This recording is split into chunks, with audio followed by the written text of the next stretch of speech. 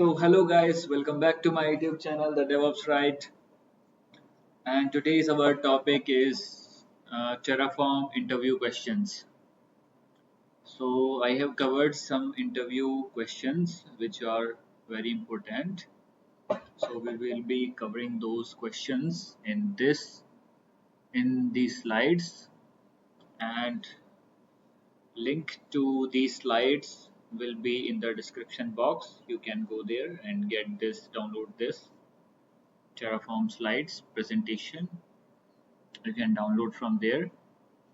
Okay, let's get started. So as we already know what Terraform is, so Terraform is basically infrastructure as a code tool that lets you provision your infrastructure using codes. So let's start. Okay, our first question is difference between Terraform import and Terraform taint.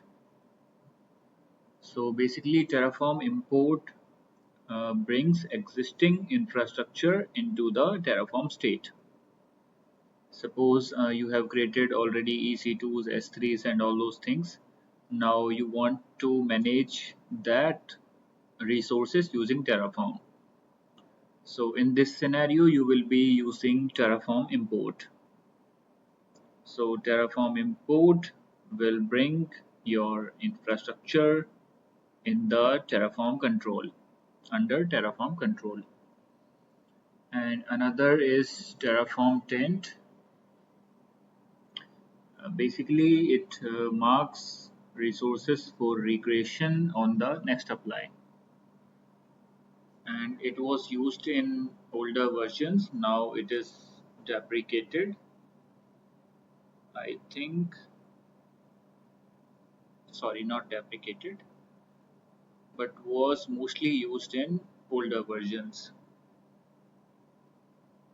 So what Terraform taint do is basically force the recreation of resources. Okay, let's move to the next slide. So how we can manage the secrets without hard coding in Terraform. So obviously you know that you can use environment variables by using some environment file, and another is secret managers like HashiCorp Vault, AWS Secret Manager. You can use these things to manage secrets. Moving to the next slide. So this is the difference between count and for each, like when to use the count. So suppose in a scenario in which we want some resources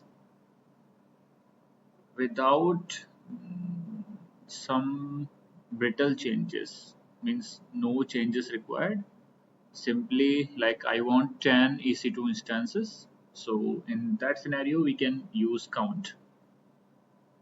Another is for each. So for each, create resources based on a map or a set. Okay, let's move to the next slide. So let's talk about what is drift detection.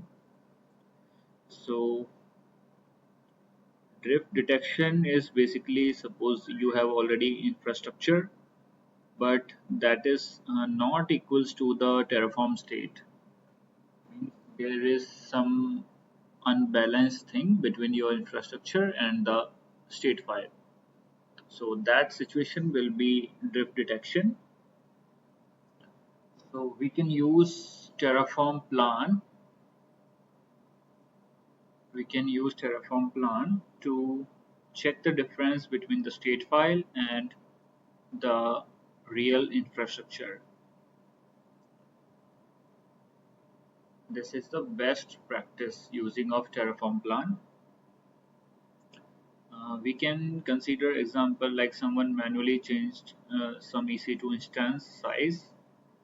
So Terraform plan command will detect those changes and show what it need to be corrected. So we can use Terraform plan in this situation of drift detection. So let's talk about the remote backend and why do we need it, why it is important. So remote backend where Terraform stores state file in some central place like remotely like S3 bucket on Terraform cloud. And what is backend, like where Terraform stores its state files like terraform.tf state. So remote backend is very important to prevent the state conflicts and to increase the team collaboration, and we can enable locking. Locking is important for Terraform files. We can use DynamoDB with S3 for locking situation. So next slide is about multiple environments. So we can create workspaces like development, production, some kind of these workspaces we can create, and we can use separate directories like environment and development environment, some production environment, all these. Also we need to use modules but different variables. Okay, let's move to the next slide. So difference between the local exec and remote exec. Local is basically executing your commands on your local machine,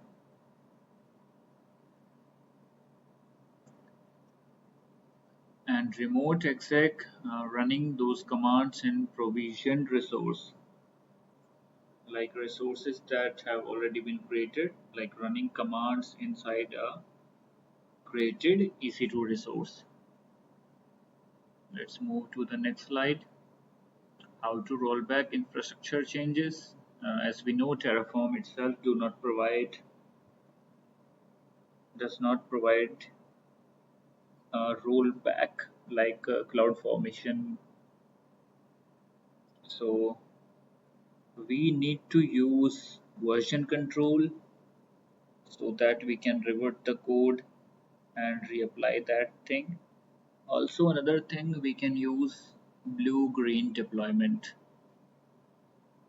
Blue-green deployment we can use. Okay, let's move to the next slide.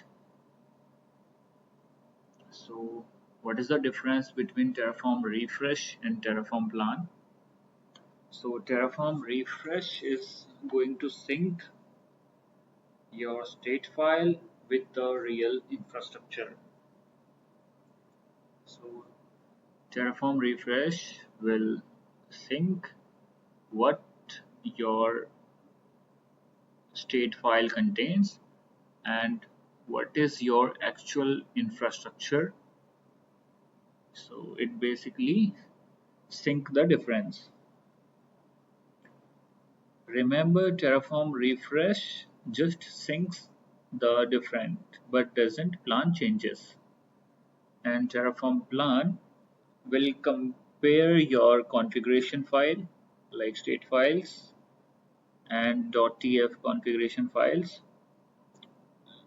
to the real infrastructure and will show like what are the changes that would be applied. So this is what Terraform plan command does. Okay, moving to the next slide. So thanks for watching. You can visit my website using this link. You can follow us on Instagram. Also, you can check codes on my GitHub account, and links to this slides and real notes will be available on description. So thank you guys, thank you for watching. If you like this video, if you find this content helpful, you can please like, comment and share.